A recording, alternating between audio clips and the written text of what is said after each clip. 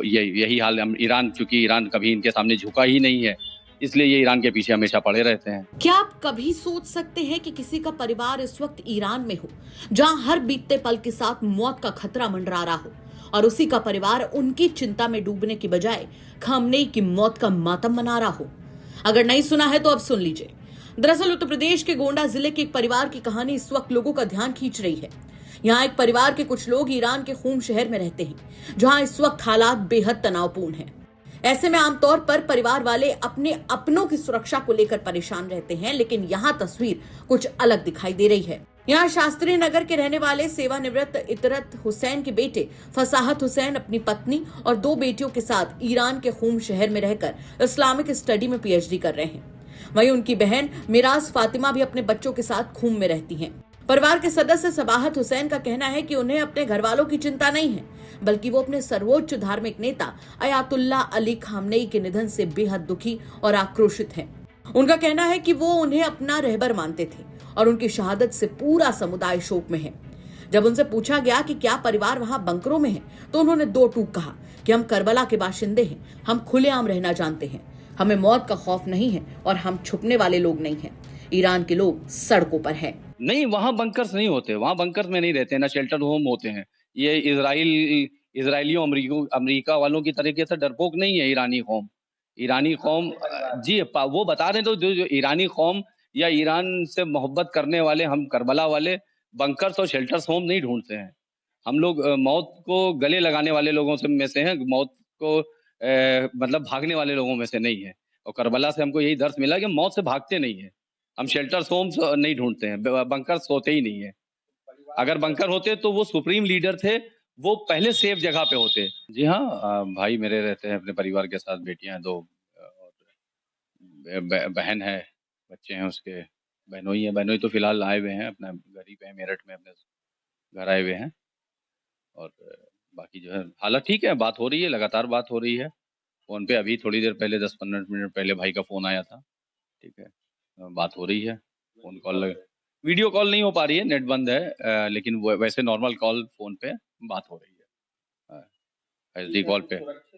हाँ बिल्कुल सुरक्षित है और पूरे इत्मीनान में हम लोग हैं, उन लोग भी पूरे इत्मीनान में हैं, कोई वो नहीं है। बस यही हमारा एक जो है, जो हमारे साथ एक घटना घटी है, जो हमारी पूरी कम्युनिटी, क्या यूं कह लीजिए, जितना भी इंसानी दिल रखने वाले लोग हैं, सबके लिए वो एक रहबर थे, रहनुमा थे। जालिम के खिलाफ हमेशा लड़े वो, ठीक, कभी झुकने का नहीं। उन्हीं ने हमेशा ये नसीहत किया लोगों को कि झुकना नहीं है, ठीक है। उन्हीं ने हमेशा ये मतलब लोगों को नसीहत दिया कि करबला जो है, करबला के बारे में तो आप लोग जानते ही हैं, वाकयात करबला, उससे उन्हीं ने दर्स लिया और दर्स दिया है लोगों को हमेशा कि झुकना नहीं है, गर्दन कटा देना है, गर्दन झुकाना नहीं है जालिम के सामने।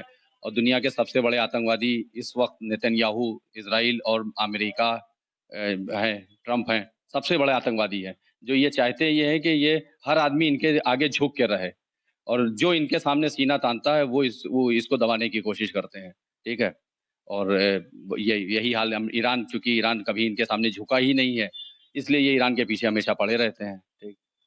और हमारी धार्मिक उससे हमारा बहुत ज़्यादा वो एक आस्था है हमारी।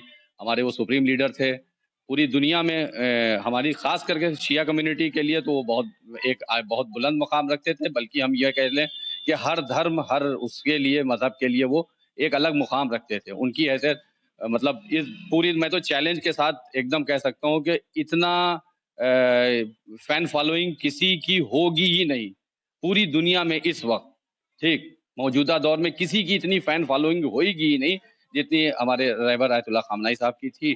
और वो हमारे दिलों में हमेशा जिंदा रहेंगे। हर इंसानी दिल जो रहम दिल है, जो इंसानियत का दिल दर्द रखता है, उसके दिल में वो हमेशा जिंदा रहेंगे और हमेशा हम उनसे नसीहत लेते रहेंगे, हमेशा इंशाअल्लाह वो नसीहत लेते रहेंगे। और जो भी था वो अल्लाह का फैसला है, उसमें कोई टाल नहीं सकता है। मौत बरहक है, मौत आनी ही आनी है। उनकी इस बहाने से आई है, हमारी किस बहाने से आएगी, किसी की किस बहाने से आएगी। मौत ही एक ऐसी जो है अटल सच्चाई है कि जो होनी सबके साथ होनी है। जरिए बदलते रहते हैं, उनके साथ जालिम के हाथों वो जो है शहीद हुए हैं। वहीं दूसरी ओर गोंडा के शिया समुदाय के लोगों ने इमामबाड़े में नमाज के बाद दुआ और मजलिस का आयोजन किया। मौलाना मुंतसिर ने भी इस घटना पर गहरा दुख जताते हुए इसे पूरे आलमे इस्लाम के लिए सदमा बताया है। दुर्घटना ये जो हुई है, ये बहुत सख्त दुर्घटना है। ये हम लोगों के लिए बहुत बड़ा गम है, क्योंकि जो हम आयतुल्लाह खामनाई साहब हैं, ये हम लोगों के मर्जा थे, रहबर थे, हम लोग के कायद थे। इनका गम से सिर्फ हम लोगों को नहीं बल्कि पूरे आलम इस्लाम को एक शदीद सदमा पहुंचा है, और हम जालिमों की बहुत सख्त मजम्मत करते हैं कि आइंदा इस तरीके से कोई दुर्घटना ना घटने पाए। इनके लिए दुआएं हुई हैं, उनकी मगफिरत की दुआएं हैं, उनके लिए मजालिस हो रही है, हर तरफ उनके लिए गम मनाया जा रहा है।